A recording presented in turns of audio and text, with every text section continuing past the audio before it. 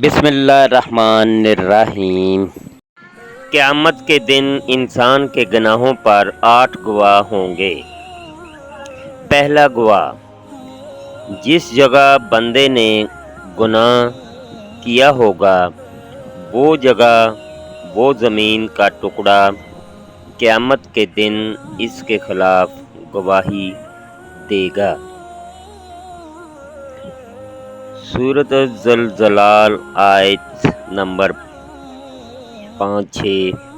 دوسرا گواہ، وہ دن بھی گواہی دے گا جس دن بندے نے گناہ کیا ہوگا۔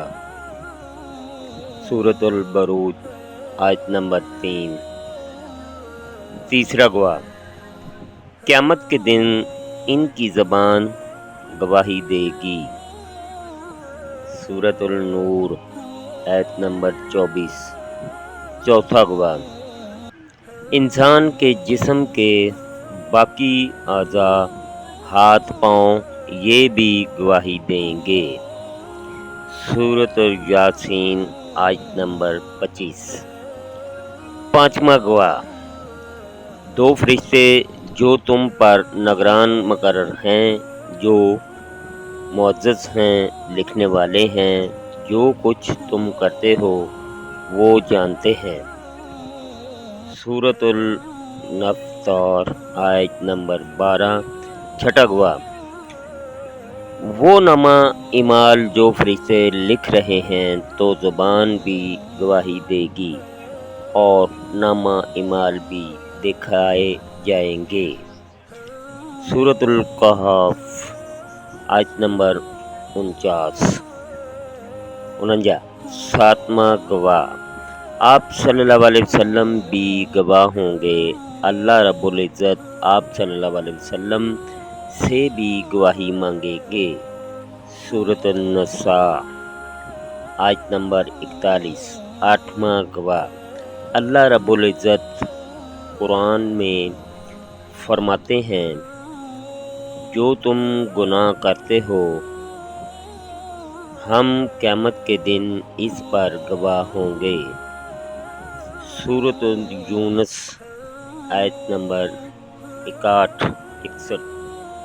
ہمارے گناہوں پر اللہ تعالیٰ خود گواہ ہوگا۔